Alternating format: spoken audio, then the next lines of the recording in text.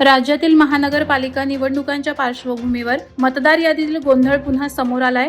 नवी मुंबईत मतदानासाठी गेलेल्या राज्याचे वनमंत्री गणेश नाईक यांचं नाव मतदान केंद्रावर आढळून न आल्याने एकच खळबळ उडाली।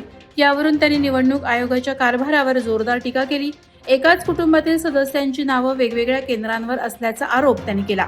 अखेर तासभराच्या धावपळीनंतर नाईक कुटुंबियांचं मतदान पूर्ण झालं, मात्र ही यंत्रणा टू दी पॉइंट काम करत नसल्याचा आरोप त्यांनी केला।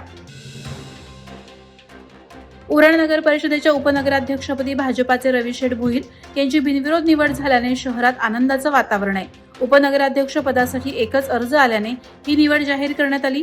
निवडीनंतर रवी भोईर यांनी खासदार लोकनेते रामशेठ ठाकूर यांची सदिच्छा भेट घेऊन आशीर्वाद घेतले। यावेळी ज्येष्ठ नेते जेम म्हात्रे आणि आमदार महेश बालदी यांनी त्यांचे अभिनंदन केलं। 2 डिसेंबर 2025 रोजी झालेल्या नगर परिषद निवडणुकीत भाजपाचे 12 तर महाविकास आघाडीचे 9 उमेदवार विजयी झाले होते। पनवेलमधील मतदानादरम्यान गंभीर गैरप्रकार झाल्याचा आरोप मनसेचे उमेदवार शिवम पाटील यांनी केला। कळंबोली प्रभाग क्रमांक 7 मधील बालाजी शाळा मतदान केंद्रात बोगस मतदान सुरू असल्याचा दावा त्यांनी केला। मतदान करून बाहेर येणाऱ्या मतदारांच्या बोटावर अधिकृत शाई न लावता स्केचपेन सारखा प्रकार वापरला जात असल्याने एकाच व्यक्तीला पुन्हा मतदान करता येण्याची शक्यता असल्याचं पाटील म्हणाले। या संपूर्ण प्रकाराचा व्हिडिओ त्यांनी प्रसिद्ध केला असून निवडणूक प्रशासनानं तातडीने चौकशी करावी अशी मागणी त्यांनी केली। पनवेल महानगरपालिका प्रभाग क्रमांक 19 मधील गुजराती शाळेतील मतदान केंद्रावर मतदानादरम्यान गोंधळाची घटना घडली। दुबार मतदान केल्याच्या आरोपावरून भाजप महाविकास आघाडीच्या कार्यकर्त्यांमध्ये वाद झाला। संबंधित मतदारांवर कारवाई करून लॉकअपमध्ये टाकण्याची मागणी करण्यात आली। यावरून दोन्ही बाजूंमध्ये वाद भांडणात रूपांतरित झाल्याने मतदान प्रक्रिया काही काळ ठप्प झाली होती। घटनेची माहिती मिळताच पोलिसांनी हस्तक्षेप करत परिस्थिती नियंत्रणात आणली। त्यानंतर मतदान सुरळीत पार पडलं।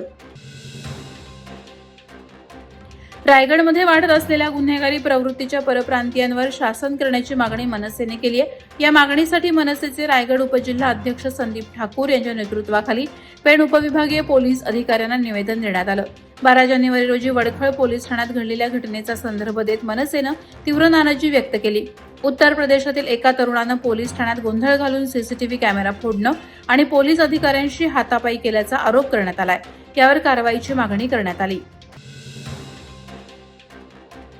पनवेल येथील विसावा रिसॉर्टमध्ये एसीपीएम कॉन 2026 ही 2 दिवसीय वैद्यकीय परिषद यशस्वी पार पडली।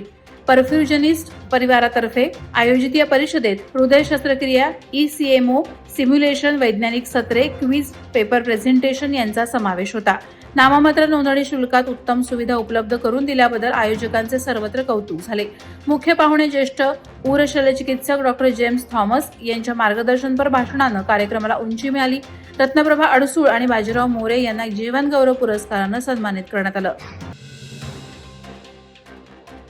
धनगर समाजाला एसटी सर्टिफिकेटसह धनगर आरक्षण मिळावं या मागणीसाठी मल्हार योद्धे दीपक बोराडे यांच्या नेतृत्वाखाली 21 जानेवारीपासून मुंबईतील आझाद मैदानावर आंदोलन होणार आहे। आंदोलनाला रायगडमधून धनगर समाजाचा जाहीर पाठिंबा मिळाला असून हर हर चांगभले धनगर समाज संस्था रायगड यांनी आंदोलनास समर्थन जाहीर केलं। वावोशी येथील बैठकीत जिल्हाध्यक्ष ॲडव्होकेट संतोष आखाडे यांनी मोठ्या संख्येनं उपस्थित राहण्याचं आवाहन केलं। गेल्या 70 वर्षात आरक्षण न मिळाल्याने समाजानं आक्रमक भूमिका घेतली आहे। वादळवारा लाईव्हसाठी न्यूज ब्युरो रायगड। नवी मुंबई व रायगड जिल्ह्यातील ताज्या बातम्या आणि घडामोडींसाठी सबस्क्राईब करा वादळवारा लाईव्ह चॅनल आणि दाबा बेल आयकॉन।